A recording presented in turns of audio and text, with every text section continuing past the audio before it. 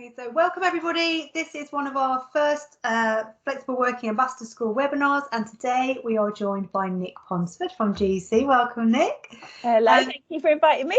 Pleasure. So I'm going to just frame what Nic's going to say by talking a little bit about the Flexible Working Ambassador Schools programme. So I've got a few slides to share with you to give you a bit of an outline about the programme. Look at that. This is what I was saying, Nic, this is to load up at the moment because my computer's a little bit slow. And when I say a little bit slow, it's Dan Campbell.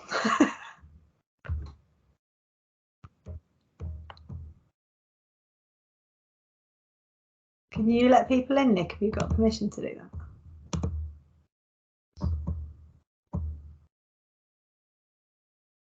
I don't have permission to do that. Well, let me come out and let them in then.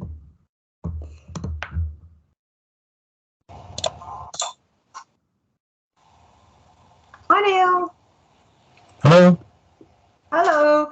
We just started, Neil, so welcome. I was just going to do a little bit of an overview of the Ambassador Schools programme, and then Nic was going to start talking about her section, if that's all right with you. Right, I'm just going to grab a coffee because I've just come out of something else. Is that all right? No problem at all. You come and join us when you're ready. Right, We'll see you in a bit. Cheers. So here we go, Flexible Working webinar with me and Nic. There's my contact details on there. Feel free to get in touch either via social media or via my email address. Nic will share her contact details as well, I'm sure. And that's the GEC Collect handle for social media there.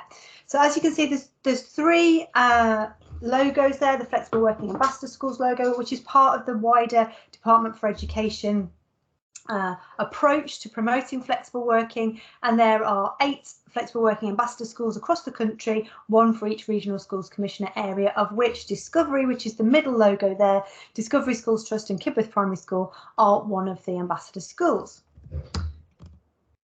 So I'm just going to start with this. I'm a mother of 3 small children and I work flexibly, and one of the reasons I put that up there is because even now people read that statement or hear that statement and they don't hear or see the word and, they hear the word so.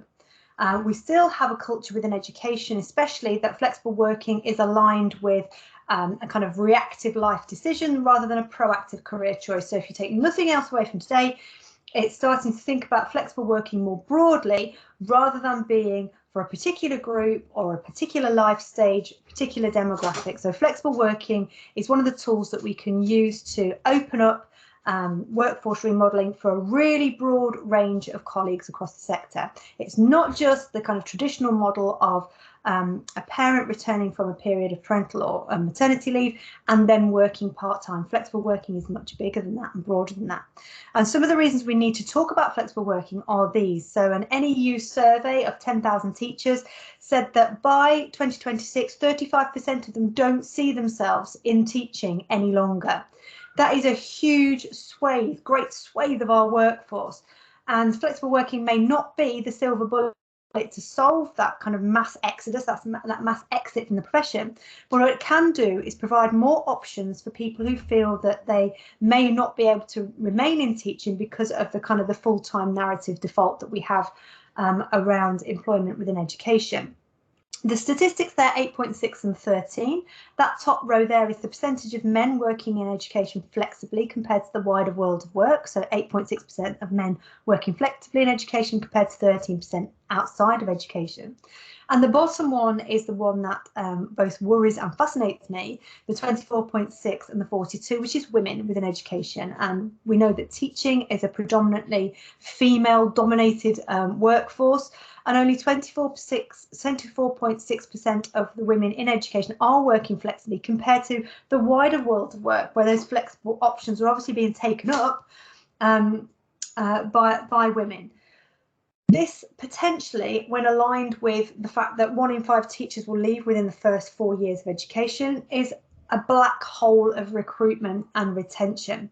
And I said, flexible working isn't the silver bullet, but it is an option that potentially widen the number of people who can remain in teaching or want to remain in teaching or see teaching as something doable for them, and leadership, education leadership is something doable. So we do need to start thinking more creatively and more innovatively about the way that we structure roles and employment within education. Now, this study by TimeWise has said, well, has proven really that flexible working is wanted. And it doesn't really discriminate in terms of whether it's men or women, or by age, really. Regardless of age, regardless of whether it was men or women, 80%, 87% of the workforce in all sectors either currently work flexibly or want to work flexibly. They wish they could. So flexible working is something that the workforce wants, and if education can't offer it and the need is there, the want is there, the potential is that people will go outside of education to be able to access the type of working setup that they want. This particular set of stats fascinates me as well. This was a teacher tap survey, and it was 6,000 teachers saying, you know, in 10 years, what do you see yourself doing? Which role do you see yourself doing? And it's this head teacher statistic that really interests me, because in a female dominated profession, only 9% of primary teachers saw themselves within headship within the next 10 years, compared to 21% of men. So 9% of women, but 21% of men in primary, and this was echoed in secondary. 3% of women see themselves in headship in secondary, compared to 10% of men. Now, again, flexible working isn't the silver bullet, but what it does do is offer options for senior leadership roles to be seen as potentially more doable. Now, back in 2009, I was one of the first all-female co-headships that was set up in the country, which ran for just under 9 years.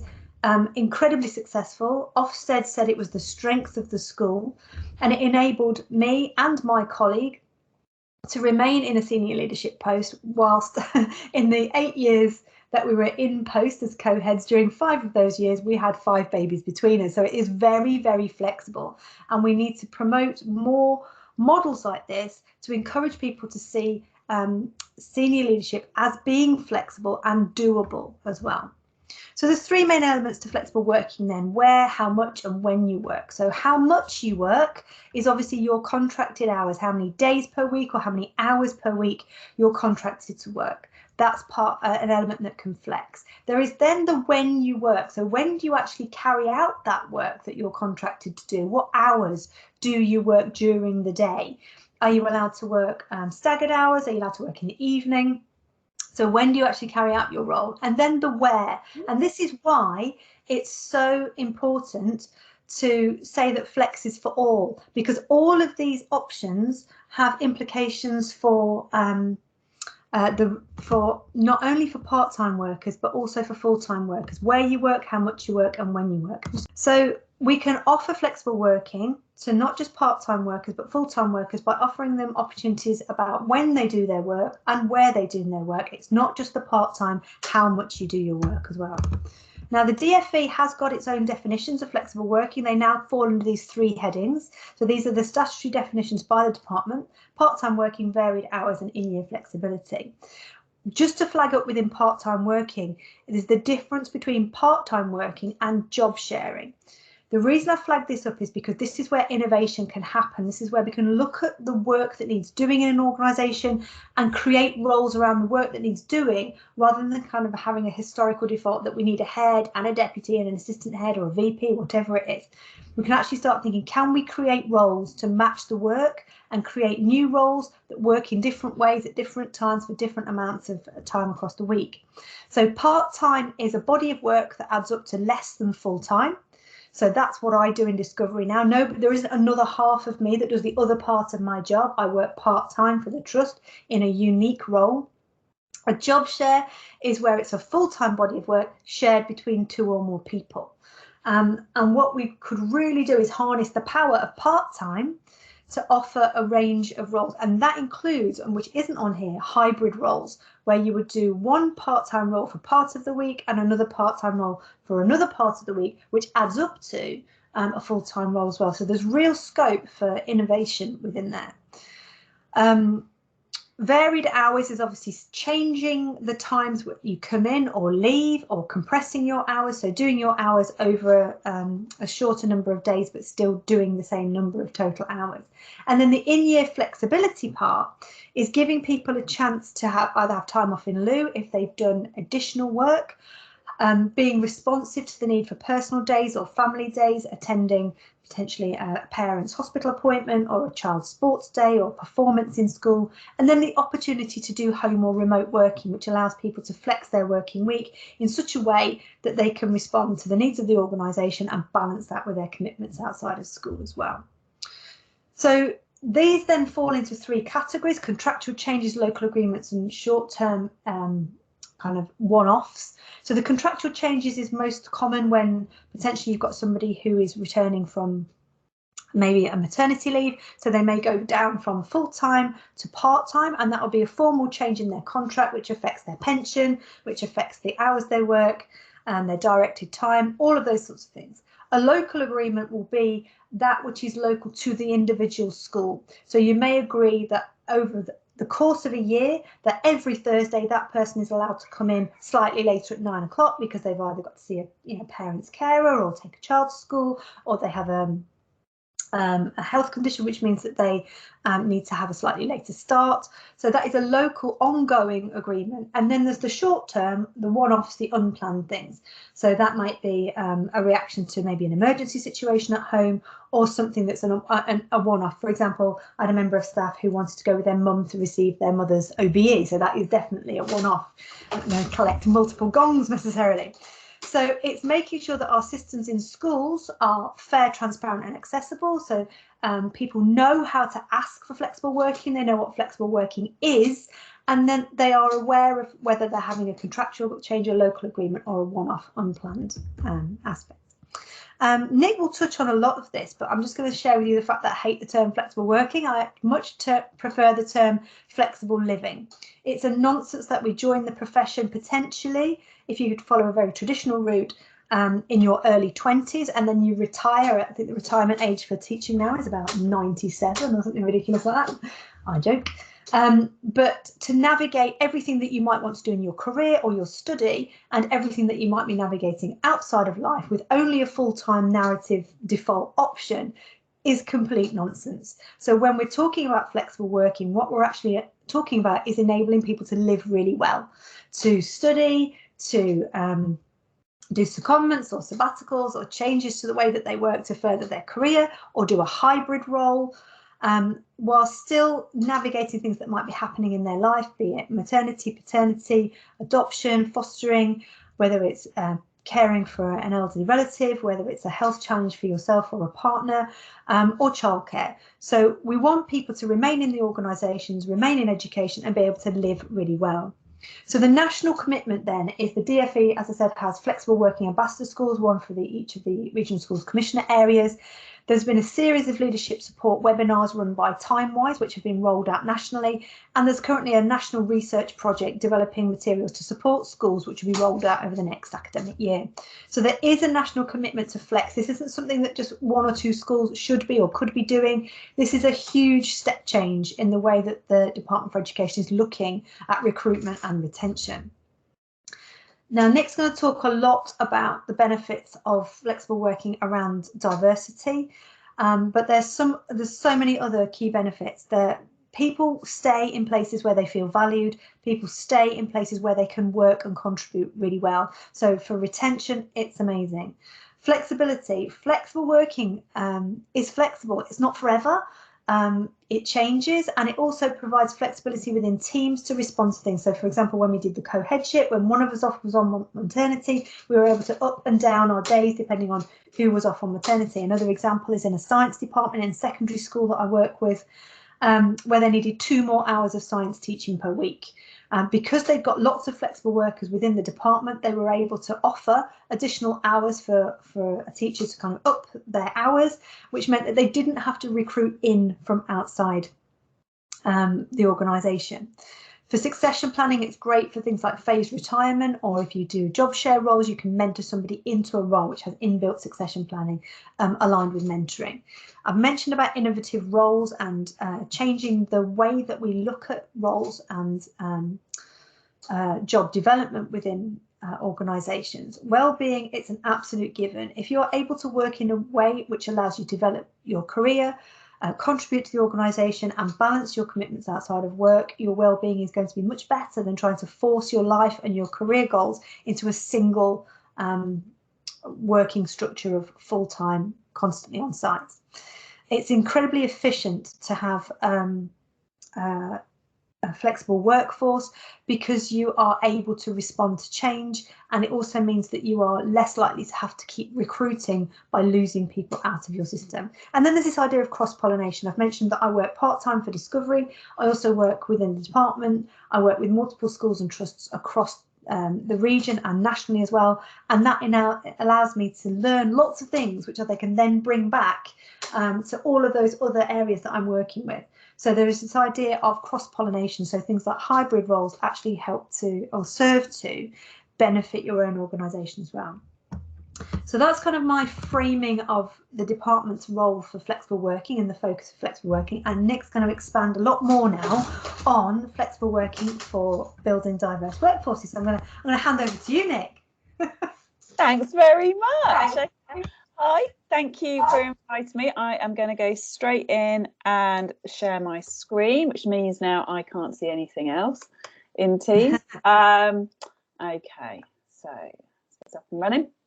Let's see if this loads up properly. So my name's Nic. I am the co-founder of the Global Equality Collective.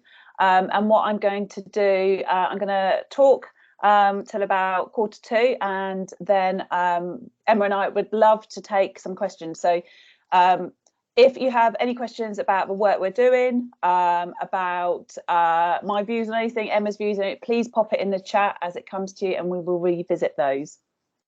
So I'm going to tell you about my experience with flexible working and basically what it's helped me produce. So basically, I started teaching in a secondary school in 2001.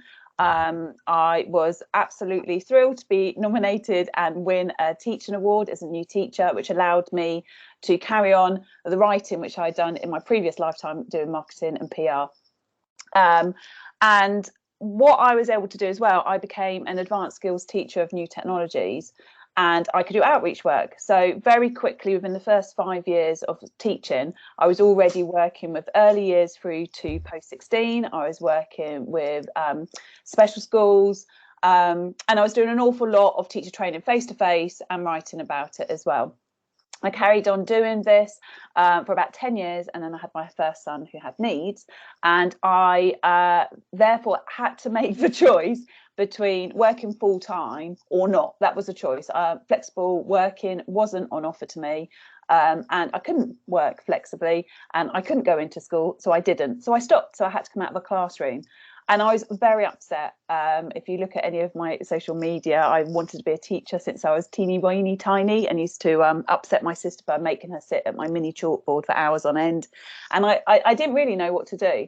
And I was very frustrated with an educational system which used to be one of the most female friendly sectors, but actually it was almost rejecting, I suppose, people like myself. I still felt I had an awful lot to offer. I just had to be at a hospital and I had to do other things. And it made me start to look at a kind of a different portfolio of work. So I wanted to stay in education. I worked for a charity called Achievement for All, where I became a coach. I worked for them part-time, and I also carried on my writing, and ended up writing a book. Now, writing a book isn't the thing I'm here to brag about, but what I was able to do is, while my son napped, I wrote. I had met someone online on LinkedIn. They were an American. They were looking at new technology globally. And together we wrote a book. We never met. We still haven't met. Harvard published it. And it really helped me realize that, yes, I did still have a brain in amongst everything else.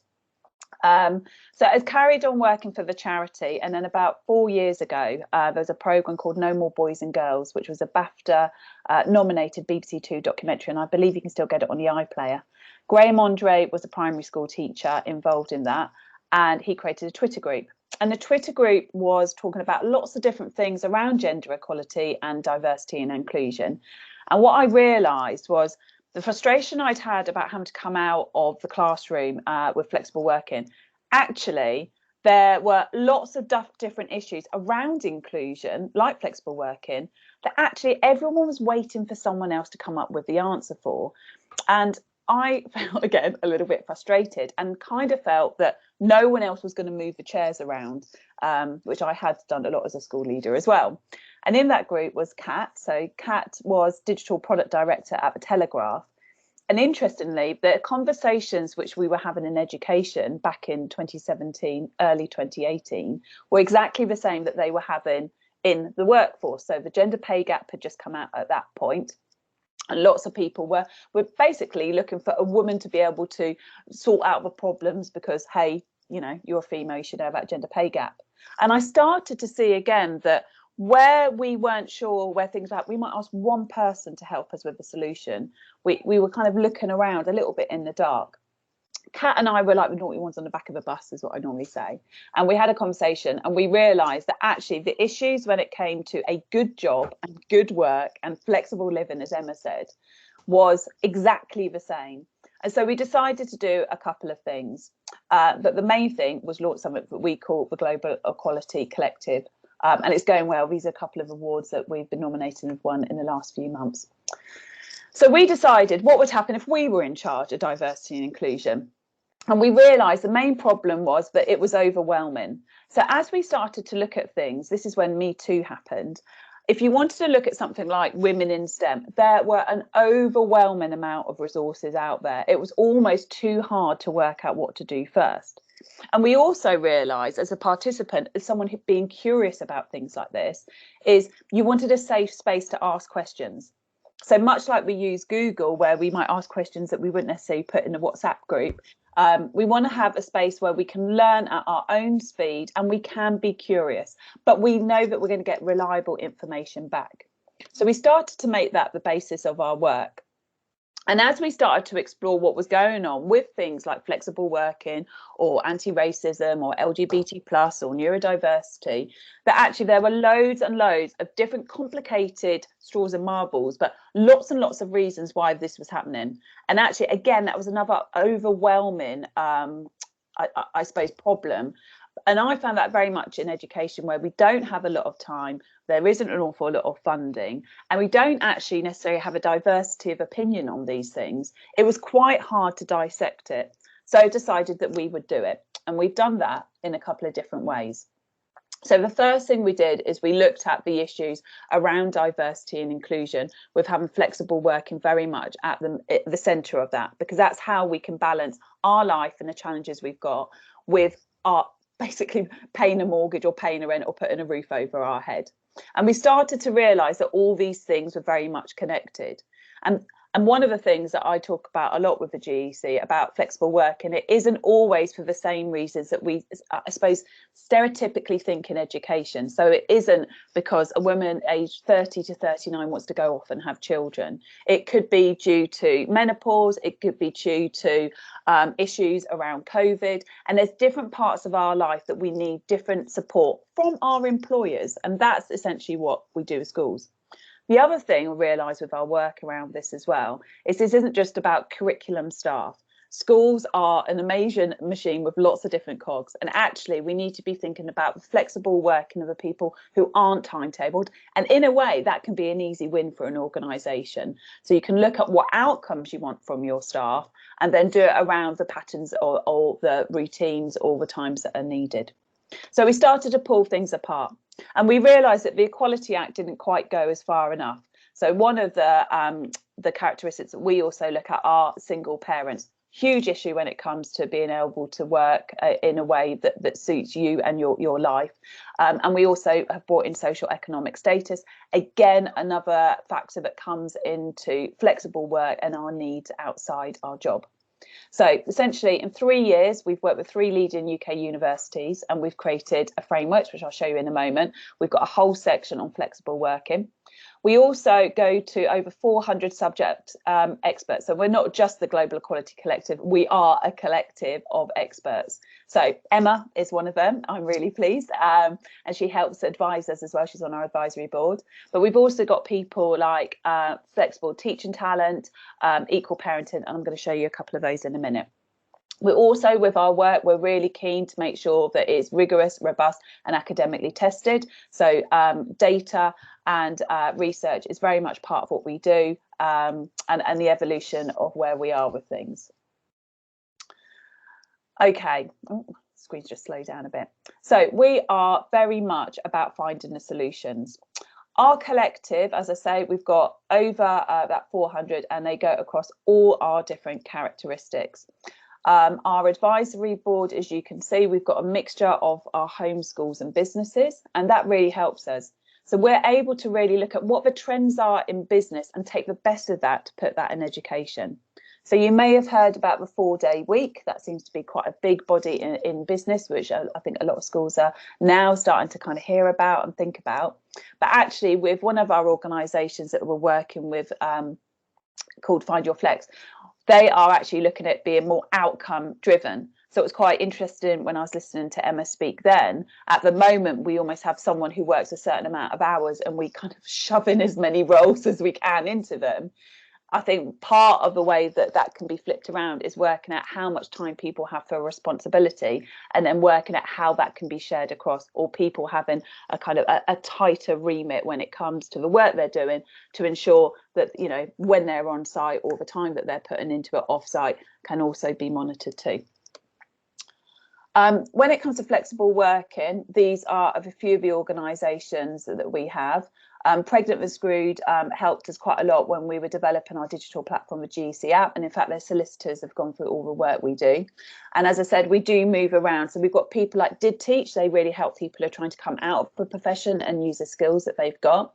We've got flexible teaching talent who are also working in another region with the DfE Flexible Working Ambassador Schools, and we're also helping them. We've got people like Elliot, who you might recognise. He's been on the BBC documentary series called My England recently. He's even been on Loose Women, talking about men and mental health as well. And then we've got equal parenting that I just wanted to focus you on for a moment. And I'm really thrilled that all these people are in our collective and helping to advise us. So the Equal Parenting Project is really interesting from point of view that it was a piece of research done by the University of Birmingham with University of Kent, and looking at flexible working and shared parent leave from a male point of view as well. And what they're doing, they are informing not just the DfE but the government in this. And all their reports are available on their website, and I can also point you towards that if that would be of use to you. So obviously lockdown has had huge implications on flexible working, and we're really hoping that those ripples continue to kind of body pop through education as well. So approximately half of all UK employees have worked from home during the initial lockdown, compared to 1 in 6 working from at home at least several times a month before that. Most workers now are currently working flexibly still, with over 50% of managers reporting to majority of employees working informally from home. I know already that sometimes when you start to talk about working from home, people say, I can't do that when I've got a timetable. But again, we are talking about a whole school organisation and looking at where there's parts of work which can be done from home, that they are that suit those people too. What I find really interesting, that when you go outside of education, senior managers have been really positive about working in a flexible working way. And I know that my conversations with schools, it can actually be the senior leaders and managers who feel that flexible working is a little bit more of a headache. And if we put it out there, is everyone going to ask for it? Well, no, that's not the case. Everyone is entitled to it. But actually, people will go through a whole series of thoughts and dilemmas and kind of problem solve before they even get to ask you for flexible working as well. And what we want to do is help schools have those solutions ahead of being asked. So you're almost mitigating that risk of when people ask to work more flexibly, you already have those solutions in place rather than being an afterthought.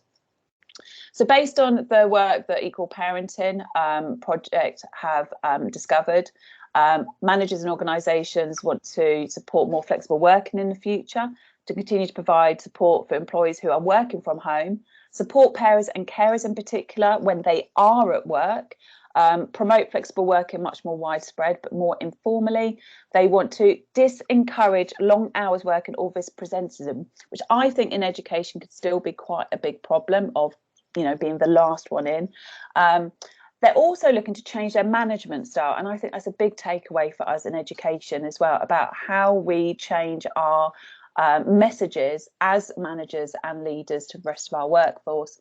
And they're also looking at how they can communicate informally with their employees using monitoring facilities and tech to support that as well. So I've got a couple of questions here, which if we've got time we can always come back and have a little look at. So I'm just going to skip through them quite quickly, but I think this recording will be available afterwards, and it might be something that you want to use with your organisations. But I think the questions that we've got in education are, you know, how do we ensure all educational organisations embrace the journey to more flexible working? How do we do this for all jobs at all levels, and where do we start? Where are those easy wins? How do we ensure the focus on productivity and flexible working doesn't lead to work intensification? So how we are not trying to get people to compete even more. And how can we help people to switch off when they are at home? So if they are doing work from home, how do we actually help their well-being levels? Related to this, will we be expecting the same level of productivity on the days that employees are working on-site or even off-site? And how do we ensure new opportunities for flexible working are not taken up just by female carers and creating a kind of two-tier workforce? And I think even further than that, it's starting to look at the privileges that we have of the people that can do flexible working against those who kind of need to do flexible working. Okay. So what we do at the GEC, and I thought this might be interesting for you to think about, is we actually are trying not to do the Band-Aid approach.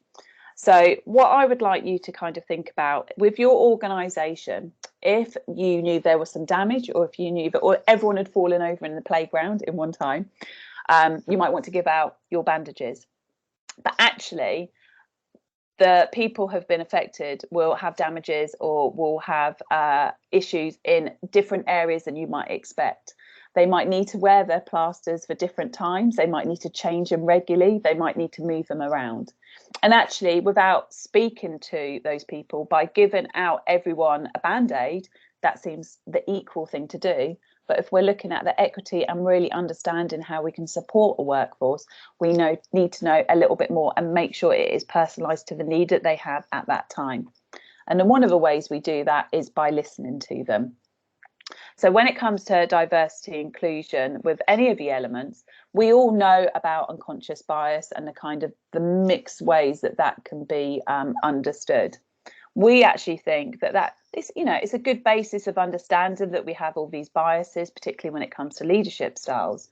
But actually what we want to do is kind of move beyond that. We want people to understand that they can't always see what's inside, and they might have a blind spot. What they assume is going to be there isn't necessarily what they can be given. And what we actually need to start doing is understanding that we do not have the same lived experience as a person next to us. And we might just consider the way that we've been brought up, or our friendship groups, or the privileges that we've had are the main way that other people live. But that is not the case. We know that when that comes to our students, but we don't always recognise that when it comes to our workforces. And so what we're trying to do is help people understand and listen and learn to the lived experience of everyone else. So what I'm going to do now, I'm going to go through a series of statements, and I would like you to think about if you have this privilege or not. And I'd also like you to think about other members of your organisation and consider how the privileges might be different for them at different times, and how this impacts on them coming to work, working flexibly, living flexibly, having a good job. Okay, I only need to get myself ready for work in the morning. No one relies on me to get them to appointments. Poor health has never impacted on my schedule. Working 5 days a week is an option for me. We have 2 people who can support our dependents in our family. I can take days of leave from work on days that are important to me. I do not spend much time thinking about my responsibilities outside of work when at work. My colleagues already work flexibly. My job role had flexible working advertised. I know how to make a flexible working request, and so does my line manager. What we're starting to think about when it comes to flexible working is not just why we should do it. We know we need to offer it, and we need to offer it to our staff. But how are we going to do this in a way that helps to retain the workforce as well as recruit? So Gen Z, one of the top things that they're asking for when it comes to a new employer is flexible working. That's come out of COVID and the pandemic. And we know as well that we need to retain the workforce that we had. So let's think about how we do this and why people want to have flexible working. So if we have something like job sharing, which Emma mentioned at the start, and we've got maybe 2 or more people doing one job and splitting the hours, let's think about why those people might ask for this. And I think if you've not asked for flexible working yourself, there is a whole, I suppose, inner monologue. There are lots of different options you'll probably look at first before you actually go to your employer and ask about as well. So by understanding why people might want flexible working is also to understand where they are at this point in their life and how they basically want to continue working. You know, they need to work. So what can we do to support them? So we've got a couple of examples here of Josh as a head of department. He wants to do Monday and Tuesday, and Carla wants to do the others. So they've already worked out what they want to do. But then we've got Steph. So she needs to reduce her days, but the role's full time. Andrew's been brought in as part and just working on the Fridays, so Steph can go down to those 4 days a week. So why would they want to work on those particular days? What things could they have going on that means that they need to work in this way? If we take working from home, if we say Amber wants to work from home every Friday afternoon, why would she want that? Steve briefs his team remotely so his team can leave work early on Wednesday meeting night. Now, one of our GEC member schools, they wanted this in their school because their older daughter was neurodivergent, and they were worried about her walking home when the winter evenings came and it got darker. So with their school, they changed the normal Wednesday night so she could go and pick up her child straight after school so she didn't have to walk home by her own. That is working around the needs of one of your staff in a way that means so much more, because before that, the member of staff would sit in the meetings absolutely terrified, looking at her phone, making sure that her daughter was walking home. So that's where flexible working helps our workforce with diversity and inclusion. Okay, I'm going to skip through these a little bit. Part-time working.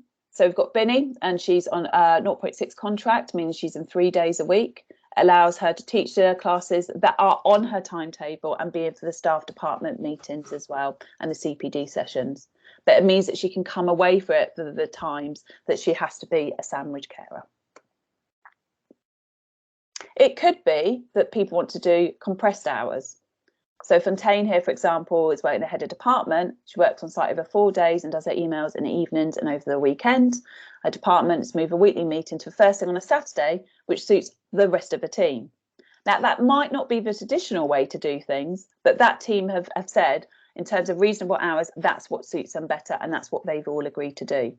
So there is room for innovation. There is room for us working together in a better way that suits the real life that we have outside of our jobs in schools. Then we've got our kind of flexi time, where you can agree which time you come in and you come out. If you look at that first one with Roman, he prefers a kind of slightly later start time, so he can visit an elderly dependent, and then he stays later to work with the extracurricular clubs and regional CPD. Something that is a short time outcome, but something that works and helps keep him in that school. We've got staggered hours as well. He's got a new caring commitment, so Adam needs to be able to move and change his times as well. That works well. He takes his lunch later, and they can jiggle things around again. So maybe start thinking about the people that you know you've got in your school, in your organisation, in your teams, who actually these kind of wiggling about to actually suit their needs at this time might help them. Now phased retirement and retirement age has been phased out, and older workers can choose what time they want to retire, which means they can reduce their hours and work part-time. Not all of this is to be spent at the golf court or having a lunch. It might be where people are suffering, maybe with injuries related to elderly years. It might be more severe menopause. It might be supporting their children or their children's children's. But there might be other reasons that retirement is looked at as a way of reducing those hours as well. Okay. So we talked a little bit about privilege. We've talked a little bit about the reason why people might want to ask for flexible working. We've considered the reasons why that might happen. So I just want to talk to you about one of the things that I've done as a result of flexible working. Discovery Trust, who are kindly hosting this, their 16 schools have signed up for GEC App because we are able to help with that staff voice and be a really good way of starting those discussions around flexible working and inclusion. So I'm going to try and show you a 1-minute video before Emma and I take questions.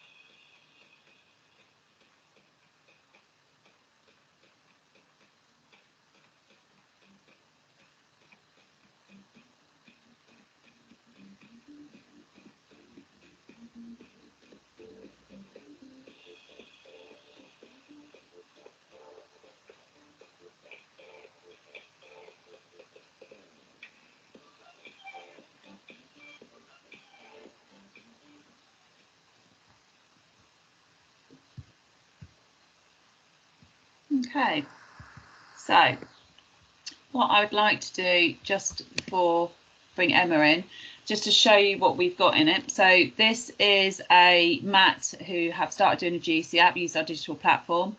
They have done a self-assessment as a leadership team, and they have sent this out to all their staff, not just curriculum teams, so all their staff, their governors, their TAs, admin, operations.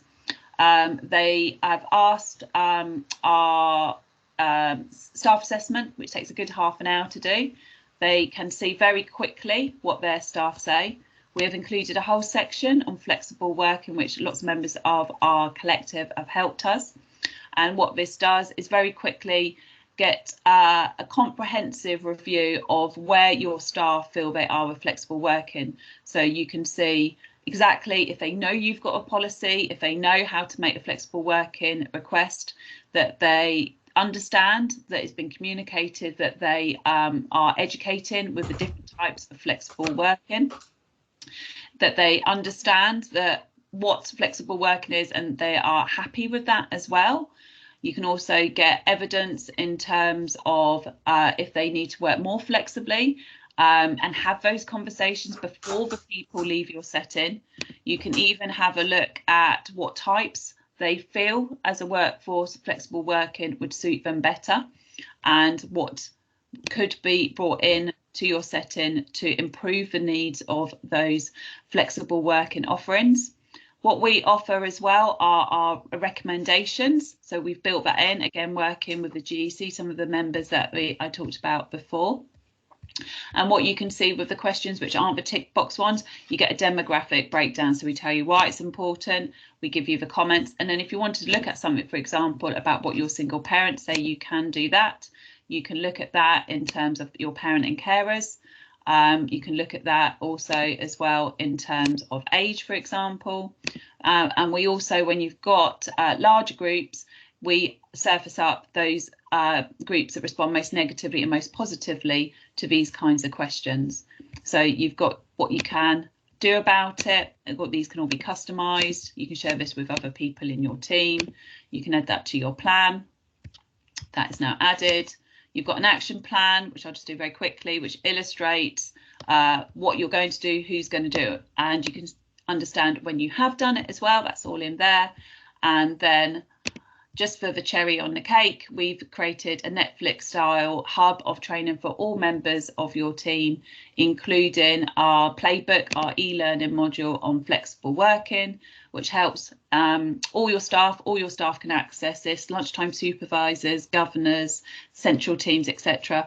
All of this, from everything from the legals around it to the communities you can go to, loads of information about what you could do straight away, all the research, lots of reflective activities, and that's all in there to help you on your flexible working adventure, Emma. Hello, thanks Nick, thank you so much. That was a really comprehensive overview of GEC and also for flexible working, so thank you. I'm just going to see if Lisa or Neil, Lisa or Neil, if you are there and if you've got any questions that you wanted to ask us at all. Hello? Feel free to unmute yourself and ask, otherwise Nick and I will just kind of chat. So in terms of the support that schools get in terms of flexible working, Nick, just kind of outline some of the ways that schools have been using the materials to support their work. Yeah, absolutely. So I think one of the things that schools have is they don't really know their blind spots. And I know when I was a senior leader, you think you understand, you think you're asking the right questions, but you don't really know. So we had one school, which was a case study school for child quality teaching, actually, and they were doing a lot around flexible working, but until they used the app, they didn't know that their middle leaders, for example, didn't know they could ask for flexible working. They felt because it had been communicated at a high level and they knew what was going on, they didn't realise that everyone else in the school didn't really get that. And I think that's the kind of clarity that you can have by doing something like this. Staff voice is really important. You need to know what's going on for them now. We know in schools, you know, your workforce changes so quickly. The problems you got this year will be different next year. So it's about capturing what's going on and understanding what you might not be asking. So the questions in the assessment, we've worked with clinical psychologists, we've worked with 3 universities on it. This isn't your bog standard 15 questions, you know, what's going on. This has been finely tuned to get really confident and robust data out of people and understand the stories that they may not be telling you at a leadership level as well. So that's why that can be quite helpful. It's really interesting that you say about kind of educating the workforce, because this is partly the work of the ambassador schools, is to try and get people to understand the menu from which they can pick as well, because schools and the wider workforce within schools aren't necessarily completely au fait with what we mean by flexible working. And unless you kind of scratch the surface and dig a little bit deeper in terms of what we actually mean by it and what it could be, not necessarily what it should be, but what it could be in your setting or your organisation for your individual staff members, then people don't know what to ask for. It's a bit like walking into a restaurant and only being able to pick from the things you see other people are already eating. So having that kind of real analysis of what your staff are thinking, what they believe it to be, what they would like I say, identify those blind spots, but also use it as a springboard for educating about possibility. Is such an important part of it. I don't know whether that's something that you found in your wider work as well. Yeah, and I think there's a lot of stuff from business that's going to, I mean, we are going to have to change in education, and flexible working will have to be part of it in order to recruit people and retain the best talent even more so. You know, we're heading for a bigger crisis than, you know, we've seen for a long time. So we have to do something about it if we want to get the best people. And so I think from a risk mitigate, rather than, you know, trying to give people the business case of why they should do this, that actually there's a risk mitigation that, you know, your staff and those people coming through your doors at interviews, they will be asking what you're doing. They will be demanding it from you, or they will be choosing someone else who does it. So it is key to get it in and be an early adopter, because, you know, that tsunami of change is coming, like it or not.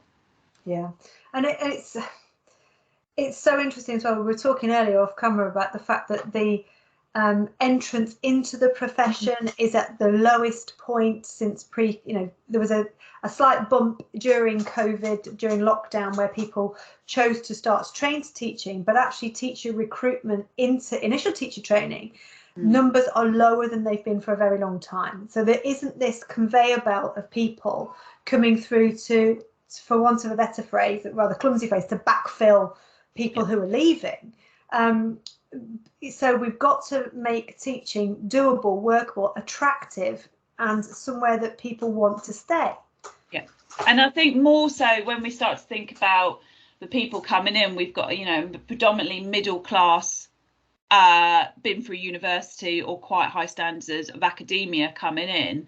And yet we've also got schools asking for, you know, a more diverse staff room. And those two things don't necessarily go together. So if we have to think about, you know, our wider networks of trying to recruit people who might not be as privileged, to be able to, you know, the statements that I put in earlier. So where are you trying to recruit? How are you advertising your jobs? Who are you advertising them to? And then how can you keep those people in and get people being as productive as they can to have those relationships with those students, with each other, to make sure that your organisation is a inclusive and productive place where people learn, and you're a great place to be. You're a great school where kids want to turn up and staff want to turn up as well. And it's interesting as well, because if you think about representation as well, if you're working in one particular demographic, one particular area, and you've got a staff body made up of totally different representation, and your community isn't represented in your workforce, there's a lot of messaging that goes on around that to the children that may be in your school. Yeah, and that's a whole other webinar, isn't it? I think if you're thinking about, I mean, if you just take one protected characteristic around parents, for example, and think about how you support your parents who are part of your workforce, you might, if you're a senior leader, naturally think of a teaching profession because you've been a teacher, but actually all the other parents that you've got working on your site or around your site or supporting those people so they can teach are parents too, and they are having to juggle. So, you know, how can you help them? And I think that diversity inclusion isn't just about the protected characteristics, but it's about the diversity of your workforce that you've got as well, and how you support them to feel included and have a sense of belonging in your organisation. Yeah, definitely. And I mean, I know that from working with schools in our trust, one of the most powerful things in terms of developing kind of links with community and messaging around community has been having a workforce that is representative of the community that they serve. Hugely, and also ensuring that there are routes into the within the organisation, through the organisation, that encourage representation as well. Because very often when we do a flexible working audit, we don't necessarily realise that we offer a lot of flexible working, but only potentially at certain positions of responsibility. That our flex is only offered in certain roles to certain people with certain levels of responsibility. And it's normally a pyramid. You know, you have lots of flexible working in roles that have very little kind of leadership responsibility. And as you go up the responsibility pyramid and therefore the payment pyramid, you end up with very few flexible working opportunities at the top of the pyramid, which again it sends very subtle messages about if you want to progress in a career, you have to work in a certain way, which makes lots of people feel precluded from taking those steps through the profession as well. Yeah, and also you need to be a certain person. So if you look at the numbers of men in particular in primary schools and who are site team and who are head teachers and who are classroom teachers, you see that, and those messages come in as well, that I have to be like this, my life has to be this, you know, paternity leave looks like this, maternity leave looks like this, and then that becomes kind of a stereotype of what's allowed. And then if you fall outside of that, so there's another family member who needs help, you know, I experienced that. I had no role models or inspiration or no blueprint of what do I do in this situation, like who do I talk to? Yeah. And also, and how do I talk to my leadership team about that in a way with some of these things which are deeply private and personal, you know, going through illness, looking after others, being things that you don't necessarily want the staff room talking about as well. So it's about having those pathways around flexible working that people feel that they can come and ask for it for that reason, that would help them, and they feel protected as a result of it. And just some really kind of quick tips for that is in your performance management appraisal or whatever systems you have in school, is making sure that every single person at every role in every level of responsibility gets asked the question in their appraisal: how is the way that you're currently working supporting you to develop professionally and allowing you to balance what your needs outside of school? Could we flex your role to either help you progress professionally or personally? And if you hardwire that into everybody's appraisal and performance management, that creates that culture where you don't feel like you've got to go cap in hand and say, please sir, can I have some less, you know, rather than please sir, can I have some more. You've actually got that hardwired in there.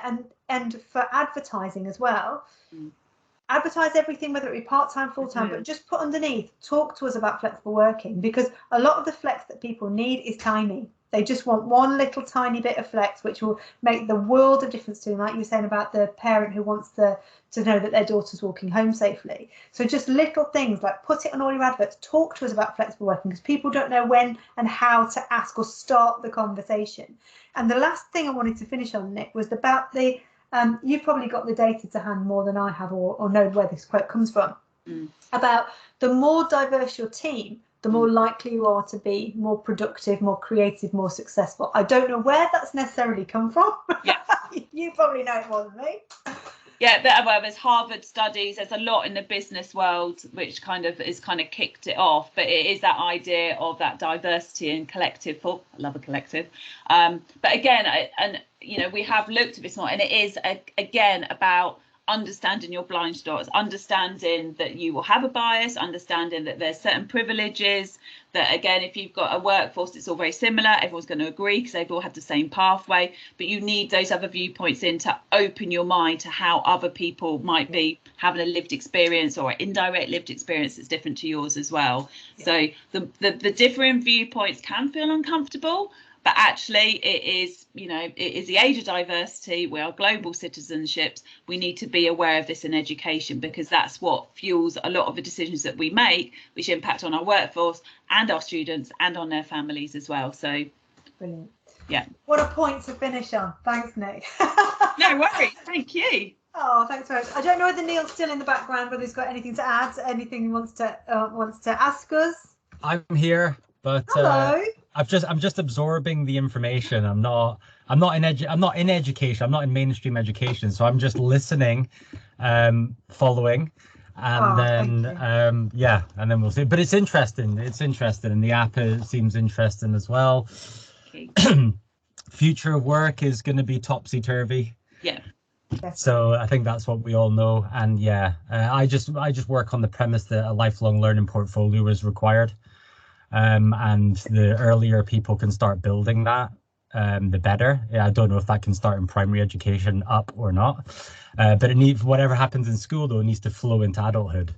that's the disconnect you're all trying to fix, aren't you? That's it. Well. Cradle through to retirement. Absolutely. Yeah. You're bored. Thanks, Neil, and thanks, Nick. Yeah. So we'll put this up on our Discovery Trust website on the flexible working section, which hopefully, if you're watching it back, it means you found it. So I'm going to say thanks very much. I'm going to stop the recording. So thanks for listening. Any queries, any questions, you can contact me via Discovery, or you can contact Nick via GC. And happy flexing. Thanks very much. Thank you. Thanks. Bye.